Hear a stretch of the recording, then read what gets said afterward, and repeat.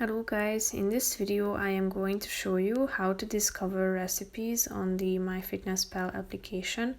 But first I just want to mention, don't forget to subscribe to my channel because at 10,000 subscribers I am going to show you my whole YouTube revenue statistics and growth strategy, how to make money online. So let's jump into it.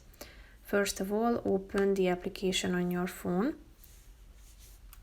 Then you should tap on the More button down below, which is the last option. Now tap on the third option, Recipe Discovery. Here you can find a bunch of recipes organized into distinct categories such as sprouts, farmers market, immune support, pantry staples, pre-workout, post-workout, high protein, low carb, vegetarian, dinner, breakfast, and so on.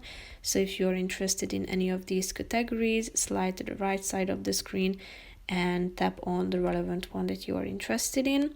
Here you can see or check out the nutrition per serving. If you click on show nutrition, you can see how many calories it has, and then calculate it into your daily calorie intake. Here you can see the nutrients in more details and also ingredients and directions to the recipe itself.